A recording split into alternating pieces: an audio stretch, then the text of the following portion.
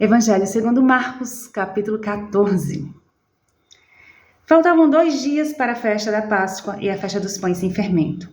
Os chefes dos sacerdotes e os mestres da lei procuravam um jeito de prender Jesus em segredo e matá-lo.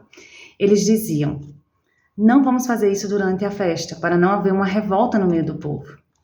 Jesus estava no povoado de Betânia, sentado à mesa na casa de Simão, o leproso. Então uma mulher chegou com um frasco feito de alabastro, cheio de perfume de nardo puro, muito caro. Ela quebrou o gargalo do frasco e derramou o perfume na cabeça de Jesus. Alguns dos que estavam ali ficaram zangados e disseram uns aos outros: "Que desperdício! Esse perfume poderia ter sido vendido por mais de 300 moedas de prata, que poderiam ser dadas aos pobres."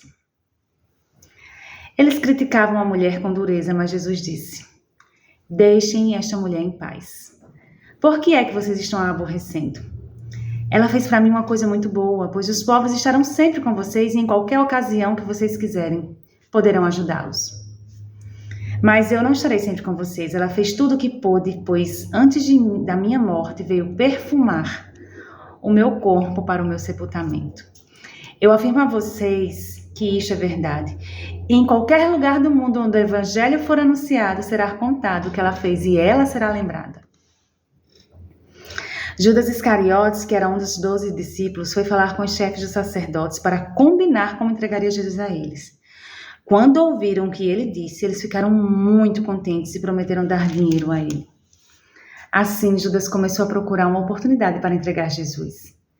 No primeiro dia da festa dos pães sem fermento, em que os judeus matavam carneirinhos para comemorarem a Páscoa, os discípulos perguntaram a Jesus: "Onde é que o Senhor quer que a gente prepare o jantar de Páscoa para o Senhor?"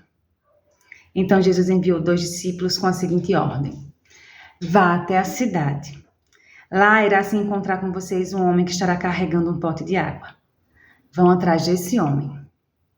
E digam ao dono da casa em que ele entrar que o mestre manda perguntar: onde fica a sala em que eu e os meus discípulos vamos comer o jantar da Páscoa? Então ele mostrará a vocês no andar de cima de uma sala grande, mobiliada e arrumada para o jantar. Preparem ali tudo para nós." Os 2 discípulos foram até a cidade e encontraram tudo como Jesus tinha dito. Então prepararam o jantar da Páscoa. Quando anoiteceu, Jesus chegou com os 2 discípulos. Enquanto estavam à mesa, no meio do jantar, ele disse: "Eu afirmo a vocês que isto é verdade. Um de vocês que está comendo comigo vai me trair." Eles ficaram tristes e um por um começaram a perguntar: "O senhor não está achando que sou eu, está?" Jesus respondeu: "É um de vocês. É o que está comendo no mesmo prato que eu. Pois o Filho do Homem vai morrer da maneira como dizem as Escrituras Sagradas. Mas ai daquele que está traindo o Filho do Homem. Seria melhor para ele nunca ter nascido."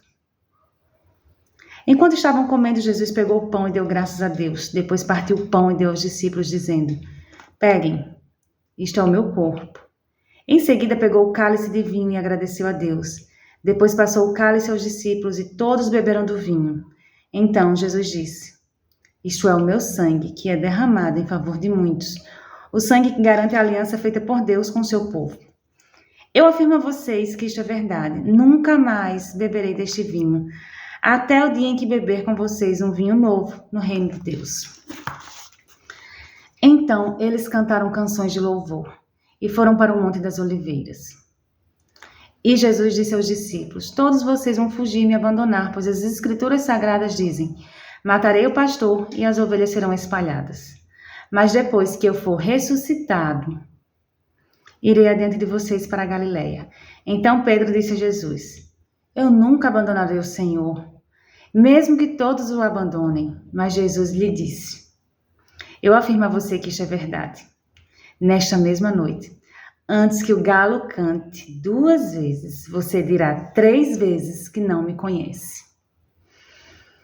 Mas Pedro repetia com insistência: "Eu nunca vou dizer que não o conheço, mesmo que eu tenha de morrer com o Senhor." E todos os outros discípulos disseram a mesma coisa. Jesus e os discípulos foram a um lugar chamado Getsêmani, e Jesus lhes disse: "Sentem-se aqui enquanto eu vou orar." Então Jesus foi, levando consigo Pedro, Tiago e João. Aí ele começou a sentir uma grande tristeza e aflição. E disse a eles: A tristeza que estou sentindo é tão grande que é capaz de me matar. Fiquem aqui vigiando. Ele foi um pouco mais adiante, ajoelhou-se, encostou o rosto no chão e pediu a Deus que, se possível, afastasse dele aquela hora de sofrimento. Ele orava assim: Pai, meu Pai, Tu podes fazer todas as coisas. Afasta de mim este cálice de sofrimento. Porém, que não seja feito o que eu quero, mas o que Tu queres. Depois voltou e encontrou os 3 discípulos dormindo. Então disse a Pedro: Simão, você está dormindo? Será que não pode vigiar nem uma hora? Vigiem e orem para que não sejam tentados. É fácil querer resistir à tentação, e o difícil mesmo é conseguir. Jesus foi outra vez e orou, dizendo as mesmas palavras. Em seguida voltou ao lugar onde os discípulos estavam e os encontrou de novo dormindo. Eles estavam com muito sono e não conseguiam ficar com os olhos abertos.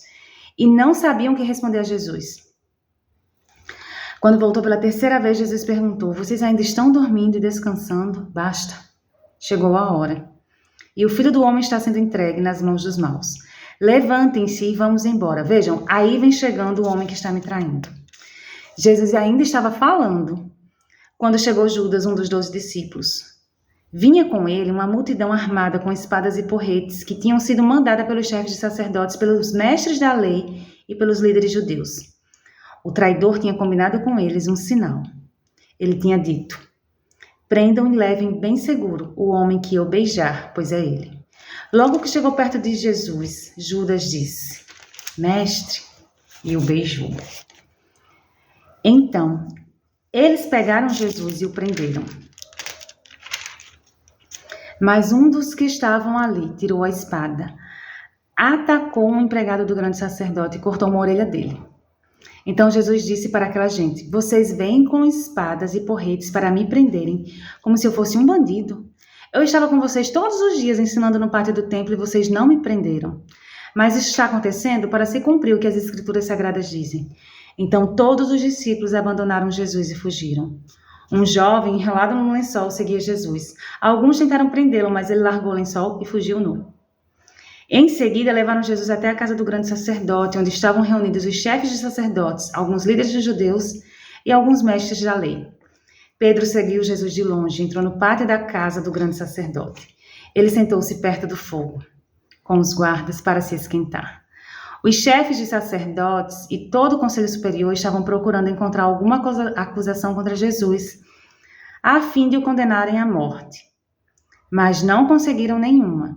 Muitos diziam mentiras contra ele, mas as suas histórias não combinavam umas com as outras.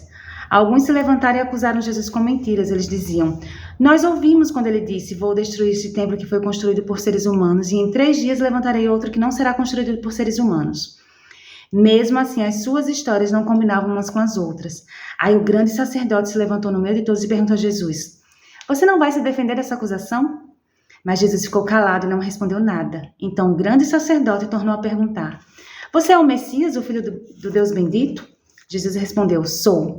E vocês verão o Filho do Homem sentado do lado direito do Deus Todo-Poderoso e descendo com as nuvens do céu. Aí o grande sacerdote rasgou as suas próprias roupas e disse: Não precisamos mais de testemunhas. Vocês ouviram esta blasfêmia contra Deus? Então, o que resolvem? Todos estavam contra Jesus e aí o condenaram à morte.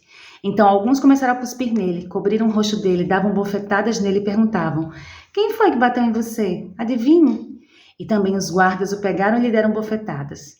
Pedro ainda estava lá embaixo no pátio quando apareceu uma das empregadas do grande sacerdote. Ele viu Pedro se esquentando perto do fogo, olhou bem para ele e disse: Você também estava com Jesus de Nazaré. Mas ele negou, dizendo: Eu não o conheço. Mas sei do que é que você está falando. E saiu para o corredor. Naquele momento o galo cantou. Quando a empregada viu Pedro ali, começou a dizer aos que estavam perto: Este homem é um deles, mas ele negou outra vez. Pouco depois, as pessoas que estavam ali disseram de novo a Pedro: Não há dúvida de que você é um deles, pois você também é da Galileia. Aí Pedro disse: Juro que não conheço esse homem de quem vocês estão falando. Que Deus me castigue se não estou dizendo a verdade. Naquele instante, o galo cantou pela 2ª vez e Pedro lembrou que Jesus lhe tinha dito: Antes que o galo cante 2 vezes, você dirá 3 vezes que não me conhece. Então Pedro caiu em si e começou a chorar. Amém? E eu vejo você no próximo capítulo para continuar essa história.